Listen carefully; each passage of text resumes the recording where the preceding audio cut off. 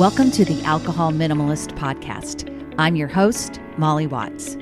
If you want to change your drinking habits and create a peaceful relationship with alcohol, you're in the right place. This podcast explores the strategies I use to overcome a lifetime of family alcohol abuse, more than 30 years of anxiety and worry about my own drinking, and what felt like an unbreakable daily drinking habit. Becoming an alcohol minimalist means removing excess alcohol from your life so it doesn't remove you from life. It means being able to take alcohol or leave it without feeling deprived. It means to live peacefully, being able to enjoy a glass of wine without feeling guilty and without needing to finish the bottle. With science on our side, we'll shatter your past patterns and eliminate your excuses. Changing your relationship with alcohol is possible. I'm here to help you do it. Let's start now. Well, hello and welcome back to the Alcohol Minimalist Podcast with me, your host, Molly Watts, coming to you from, it is a sweltering, stifling, suffocating, really hot Oregon right now. I think I said it was hot last week. It's even hotter. And we are in an extreme heat cycle, 98, 100, very, very hot, stifling around here in Oregon this week. It's coming back, though. We're back to some really pleasant days looking ahead for Labor Day weekend, so I'm excited about that. I am continuing on with my summer content series this week and welcoming back to the show Elizabeth Benton.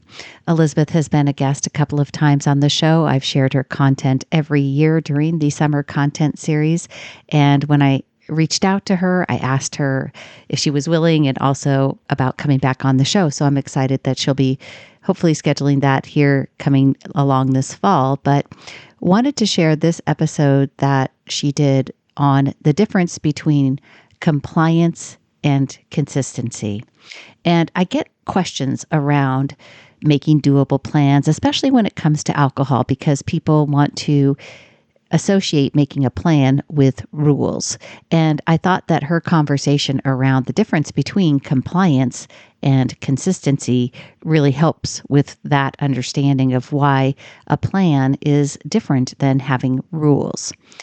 And so I think you'll get a lot out of this. I always get a lot out of Elizabeth's podcasts. I will link everything in the show notes.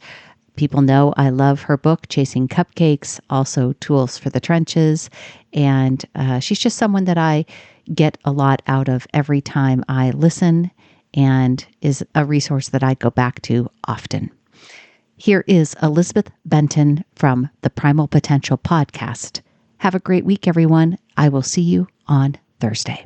Welcome back to the Primal Potential Podcast. I am Elizabeth Benton. Thanks so much for joining me for honestly what I think is going to be one of the most impactful episodes maybe ever that we've done on this podcast. It's something that we talk about almost daily inside the consistency course. And I just realized, hey, this needs to live on the podcast. We need to do a full episode talking about this.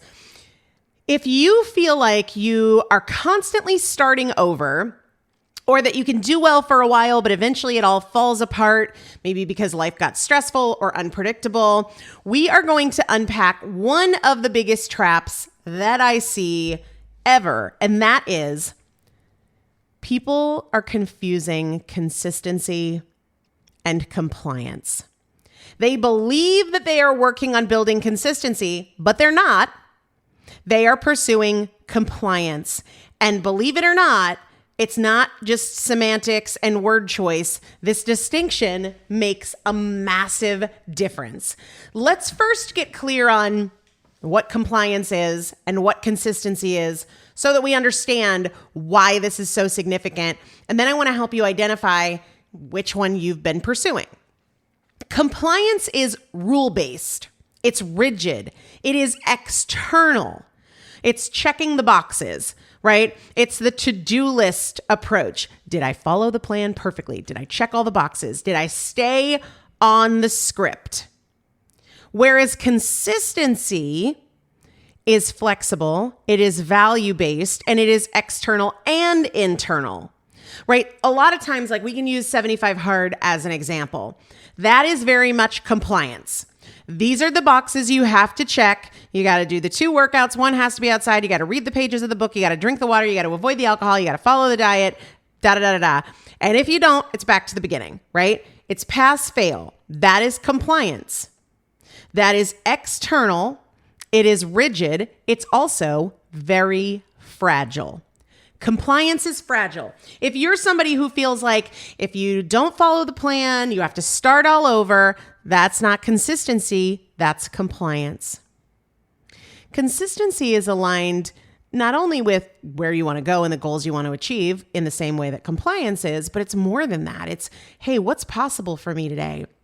What helps me stay connected to where I'm trying to go, even if it needs to look different today because I'm traveling, even if it needs to look different today because I'm under the weather, even if it needs to look different today because I have to work late.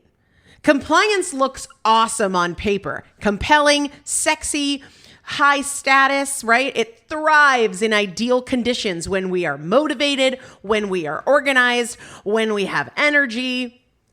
But the moment that the conditions aren't ideal, compliance struggles mightily. And that is what most people unknowingly are pursuing. But consistency is flexible. It bends, it adapts, it endures, right? Compliance is primarily what you do, right? And if you do it well. Consistency has that component to it, but it is way more. It is intelligent. It is intuitive. It is adaptable. So let's get specific. You might be pursuing compliance if you feel like you have to start over after a mistake. You abandon the plan and you look for something new when you're unmotivated or you have a bad day or you have a bad week. You feel like you've failed and you use that kind of language and you have those kinds of thoughts when things don't go according to plan. If you're somebody who does really well in ideal conditions and a tremendous amount of structure, but you spiral when you're out of your circumstances or you feel like you're not organized, that's not consistency. That is compliance. If you view flexibility as weakness or giving yourself a pass or cheating, you're after compliance, not consistency. Compliance is so brittle, so fragile. If the conditions aren't right, it breaks. True consistency is built for real life. I really want to lean into this idea. I always joke that if there was an Elizabeth Benton drinking game, there would be like certain things that I say over and over and over again that you would get absolutely wasted on. One of them is that consistency is responsive. So often when I'm doing weekly check-ins with my clients, we'll come up with a strategy for the week. And I always say, okay, here's the most important thing you need to remember. The strategy is not the be-all end-all. It's not the most important part. Because we're pursuing consistency, what matters more than the plan that we just came up with is paying attention to how the plan unfolds. Don't fall into the trap of telling yourself, well, I already blew it by Monday, day 1, and I couldn't even execute it. Nope, that's a pursuit of compliance. Alternatively, we want to be a student of what works and what doesn't. Here was the plan, but then what came up? Well, I was up late, and so I couldn't get up early like we planned to. I felt like I needed to sleep more than I needed to work out. That's not failure. That's data. And consistency says, hey, we're leaning into what happens, and we are adjusting as we go so that when we are pursuing consistency, tomorrow is better than today because we paid attention to what happens today, and we adjusted tomorrow accordingly. Right? I have a client who recently left her job to work for her business with her husband. And she started with I was like, okay, you have a blank slate. You get to decide now that you're in a lot more control of your schedule, how do you want your days to go? And so she kind of came up with a plan. And then she said, oh my gosh, it was an utter failure. My days looked nothing like what I had outlined. And I said, that's not failure. That is the key to consistency. Hey, this came up. You know, my husband was popping in and out of my office. My work block wasn't as uninterrupted as I thought it would be. So it couldn't be the length I thought it should be. It needed to be longer than that. I didn't account for the number of interruptions. I didn't account for phone calls or meetings with other people or wanting to sleep in because I don't have to get up early anymore. Consistency is not just about the plan. It's about what you learn from your attempts to implement the plan and how you adjust. Remember, consistency is adaptive. It is flexible. It is responsive. I was explaining to one of my clients that it's like AI in that way. So I created this tool called EBGPT, right? And I took all my podcast transcripts, I took my books, I took the material in the consistency course, and I trained an AI model. So it's not pulling from the whole internet, it's pulling from my 12-year body of work and thousands and thousands and thousands of hours of content and coaching. But here's the thing. The cool thing about it is that it gets better every single time because it's getting feedback with every response. It's understanding, oh, we do things this way. We don't say that. Oh, you use this word. Let's not use that word. One of the things that I had to teach the AI model is how I feel about self-sabotage, because it started using that as a phrase. And I was like, oh, actually, you need to know and remember that my approach to self-sabotage is this. Right? You need to know and remember that we don't use this word for these reasons. And because of that, it's better today than it was yesterday, and it'll be better next week than it is this week. Consistency is like that, but most people aren't seeing it as an adaptive training model where we learn from what comes up and we learn from, hey, I don't want to get up at 5 o'clock every day, but I can do that 3 days a week. Or I actually need meals that I can prep in less time because we would be eating too late if I followed the plan as I had said it. It turns out that doesn't work for us. We want to see what happens when we establish as a plan as an important part of improving the plan, not as a pass, fail, it didn't work, what the heck is wrong with me, I can't do it. It's a loop. And if you're doing this well, which is why I think coaching is so helpful, next week is always set up to be better and more effective and more successful than this week. Not because you tried harder, but because you adjusted based on what you learned from your real life. Does that make sense? If you have a goal of, being in bed by 9:30, but you ended up scrolling until 10, compliance says you didn't do it, you failed. Consistency says, okay. Do we want to set a time limit for scrolling? Do we want to put our phone on airplane mode before we enter the bedroom? Like, what are we going to do? Because it's not just discipline and willpower of stop doing that, stop scrolling. You need to be better. It's, all right, this is a thing that we are dealing with. So how are we going to respond to it intelligently? What are we going to do to account for that? We adjust. And the result of the adjustment is a stronger strategy. Hey, it's Molly, here to talk to you about Sunnyside. If you've listened to this show for any length of time, you know that Sunnyside is my number one recommendation for drinking apps that help you change your relationship with alcohol. I've been a Sunnyside partner for more than 3 years now, and one of the key reasons that I chose Sunnyside to be my app of choice is that they are really focused on continuous improvement, just like me. And for you, it is continuous improvement of the app in terms of how the customer is experiencing it. They've completely redesigned the progress tab from the ground up, which makes it easier for you to see your progress over time. They've introduced mini infographics to help you better see the big picture of drinks reduced and how dry days have added up since you joined Sunnyside. They have a dry day streak tracker now for those of you that are focused on taking a real extended break from drinking. And they intelligently surface trends in your data to highlight any positive things for you, and like a steady decrease in overall drinks over the course of time. These changes and these improvements are something that Sunnyside has continued to do ever since I started working with them.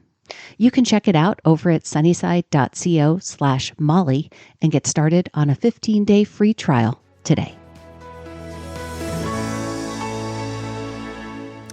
If you plan to cook dinner at home and you're stuck out late and you're super, super hungry, and so you go to a drive-through, compliance says, didn't do it, I failed.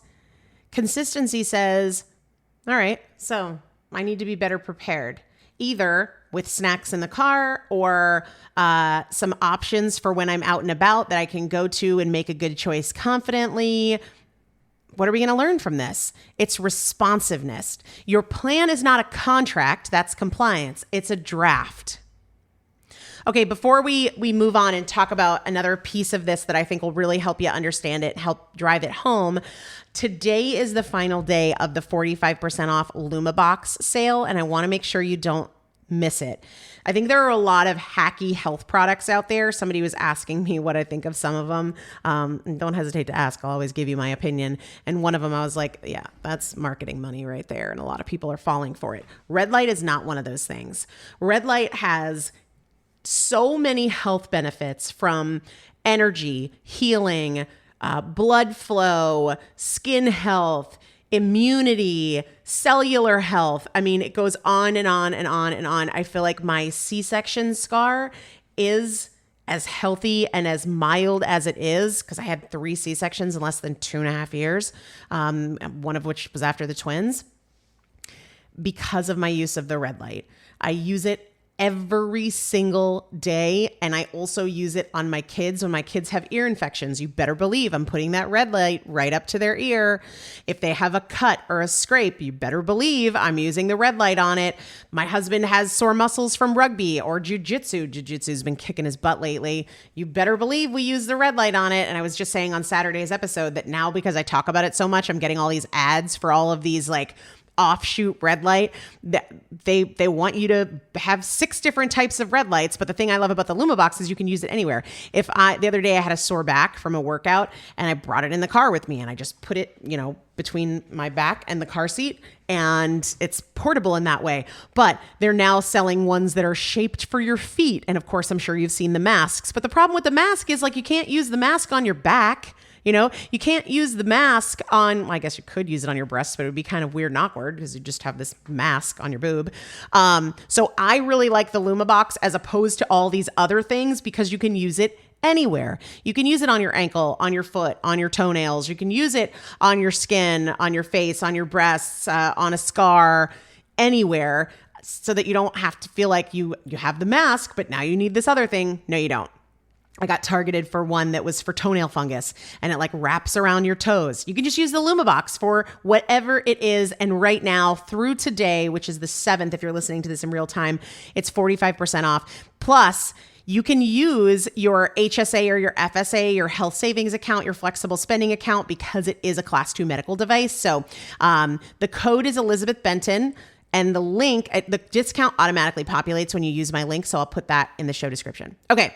Let me give you a idea of a visual that I think will really help you differentiate between consistency and compliance.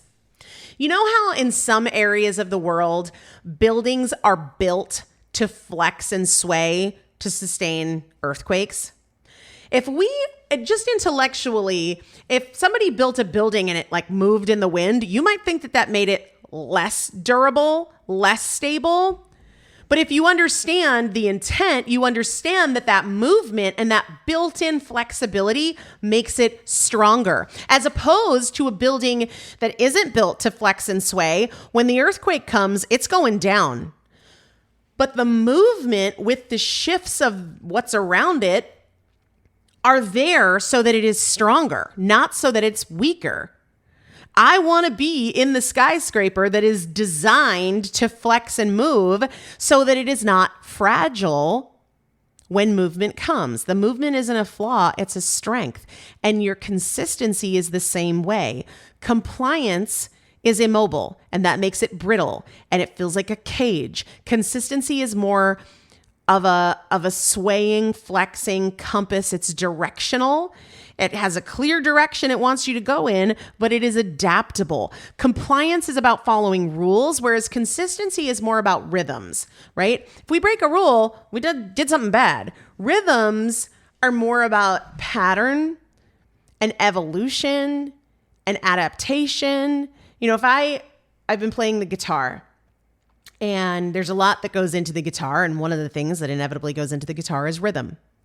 And so there's this one song, the song Shallow from that movie with Lady Gaga. What's the movie called? I can't remember. Anyway, A Star is Born. Well, there's a very important rhythm and pattern.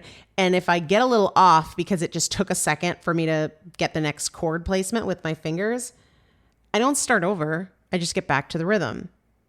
Compliance says, I have to start over.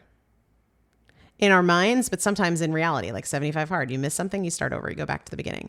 And that's why so many people are never getting anywhere, because it's like you're playing this song and you get off beat. So you go start over and you start over and you start over and you start over and you never finish, right? You never arrive. Consistency is very different from compliance. I want you to really think about if you are being as adaptive as you need to be. Are you really looking for, hey, what came up and what can we do differently here?